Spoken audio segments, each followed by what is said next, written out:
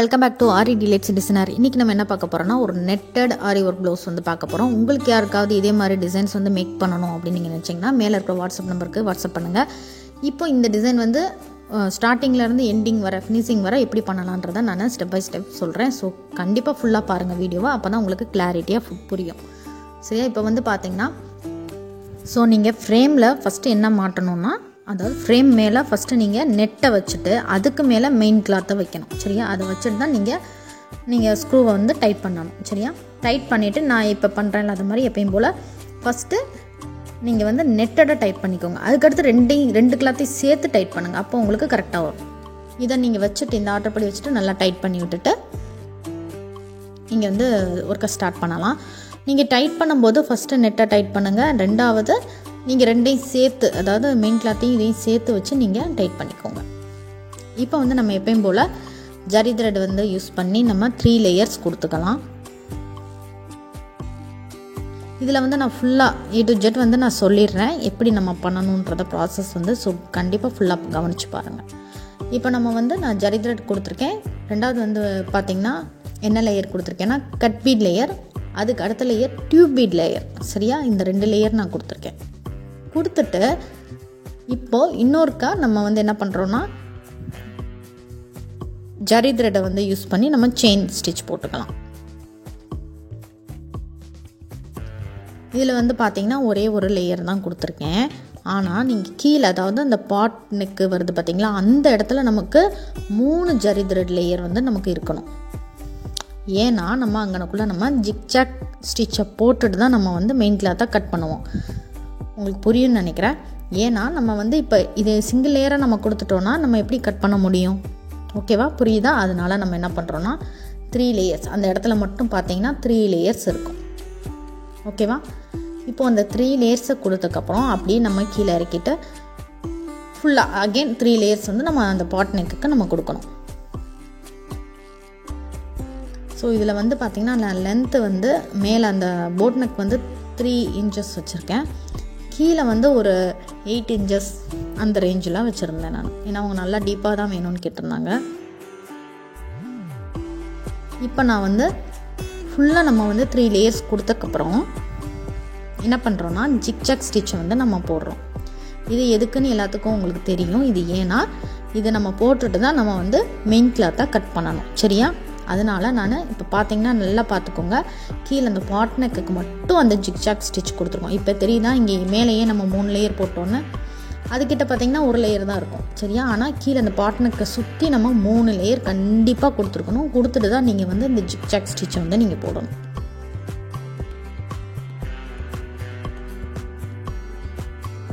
இந்த மாதிரி நம்ம கொடுக்கும்போது கொஞ்சம் அந்த போட் நெக் வந்து கொஞ்சம் நல்லா கீழே இறக்கமாக தெரியும். சரியா? அதாவது அந்த 3 இன்ச்சு நம்ம வச்சுருக்கோம்னா அதுக்கு இன்னும் கொஞ்சம் மேலே ஏறாமல் கொஞ்சம் கரெக்டான பொசிஷனில் இருக்கிற மாதிரி இருக்கும். ரெண்டாவது பார்த்திங்கன்னா இப்போது கட் பீட் லேயர். சரியா? அதை வச்சுட்டு ரெண்டாவது அதுக்கடுத்த 2வது லேயர் பார்த்திங்கன்னா டியூப் பீட் லேயர். இது 2ஐயும் நீங்கள் கொடுத்துக்கணும். இது எல்லாமே சிங்கிளாகவே வச்சு கொடுங்க. அப்போ தான் நீட் லுக்காக நமக்கு கிடைக்கும். நீங்கள் டபுளாக வச்சிங்கன்னா நீட்டாக வராது. இப்போ நெக்ஸ்ட்டு வந்து 0.5 இன்ச். சரியா? 5 இன்ச்சுக்கு கொஞ்சம் கூட, அதாவது 0.6 இன்ச் எடுத்திருக்கேன். இதில் வந்து ஒரு டாட் வச்சுக்கோங்க. வச்சுட்டு இப்போ நான் கொடுக்குற டிசைன், அதாவது நம்ம நார்மலாக புட்டாக்கு போடுவோம்ல அதே மாதிரி டிசைன் தான். இதை வந்து நம்ம இங்கே வந்து கொடுத்துக்கலாம். இதில் நான் என்ன பீடு வச்சுருக்கேன்னா 4 mm பீடு, சில்வர் பீடு. சரியா? 4 mm சில்வர் பீடும் cut bead and sugar bead ஜமிக்கி, இதை வச்சு நம்ம இந்த புட்டா டிசைன் மாதிரி நம்ம கொடுத்துக்கலாம். இந்த இன்ச்சஸில், அதாவது 0.6 இன்ச் எடுத்திருக்கேன், 0.5 கிடையாது, 0.6 வச்சுருக்கேன். இதை மாதிரி வச்சு இதே சைஸ் நீங்கள் பீடு கொடுக்கும்போது உங்களுக்கு கரெக்டாக பொருந்தும். நீங்கள் இதை விட சின்ன சைஸ் பீடு எடுத்தீங்க அப்படின்னா நீங்கள் வந்து கொஞ்சம் கம்மி பண்ணிக்கலாம். 0.5 அல்லது 0.4 இதை மாதிரி கூட நீங்கள் வச்சுக்கலாம். நான் 4 mm பீடு எடுத்தனால இந்த டிஸ்டன்ஸில் நான் வச்சுருக்கேன். சரியா?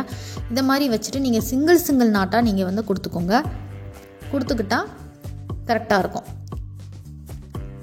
நெக்ஸ்ட்டு பார்த்திங்கன்னா அதே 6 இன்ச், அதாவது 0.6 இன்ச்சில் வந்து நம்ம வச்சுட்டு எப்பயும் போல் இதே மாதிரியே நம்ம வரிசையாக கொடுத்துட்டே வரணும். எல்லாத்துக்கும் தனித்தனியாக நாட் போட்டுக்கோங்க. ரெண்டாவது பார்த்திங்கன்னா இதுக்கு இடையில வந்து நம்ம வந்து லாங் ஃப்ரெஞ்ச் நாட்டை வச்சு ஃப்ளவர் டைப்பில் கொடுப்போம்ல, இதே மாதிரி நீங்கள் கொடுத்துக்கணும்.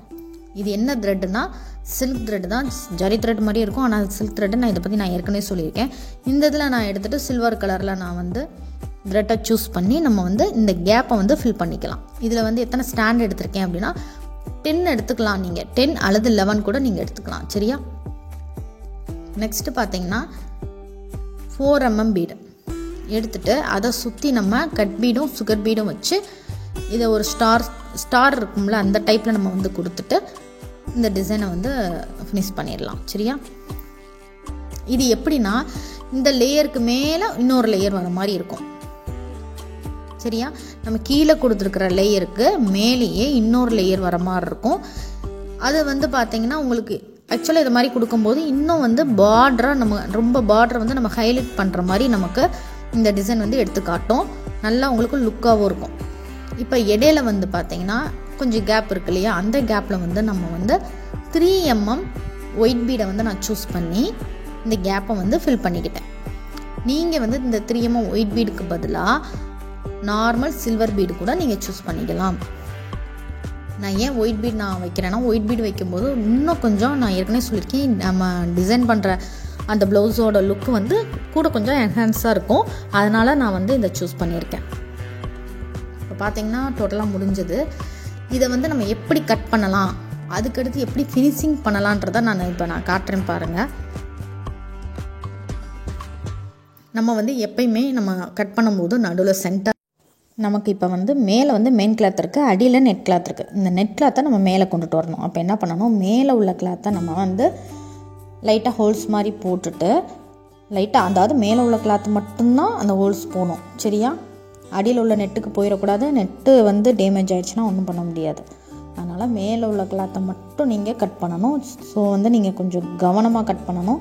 அடியில் வந்து ஹேண்டை வச்சுக்கோங்க. அதாவது அந்த சிசர் வந்து நெட்டை வந்து டச் பண்ணுதா அப்படின்றத செக் பண்ணிகிட்டே நீங்கள் கட் பண்ணுங்கள். அப்போ தான் உங்களுக்கு வந்து கொஞ்சம் சேஃப்டியாக இருக்கும். சரியா?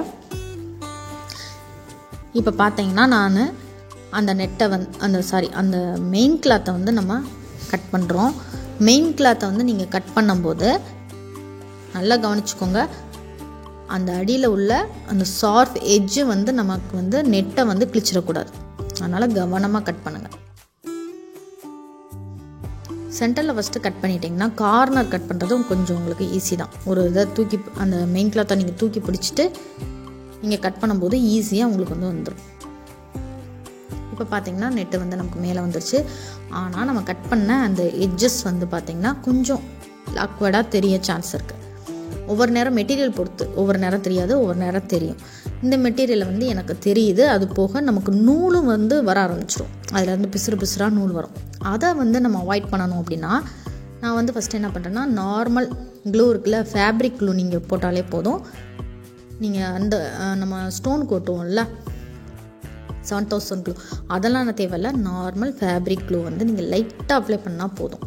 ஏன்னா ரொம்பவும் அப்ளை பண்ண வேண்டாம், லைட்டாக அப்ளை பண்ணிவிட்டு நீங்கள் விட்டுட்டாலே போதும். இப்போ பார்த்தீங்கன்னா பேக்குக்கு வருவோம். சரியா? பேக்கில் வந்து இதை மாதிரி தான் இருக்கும்.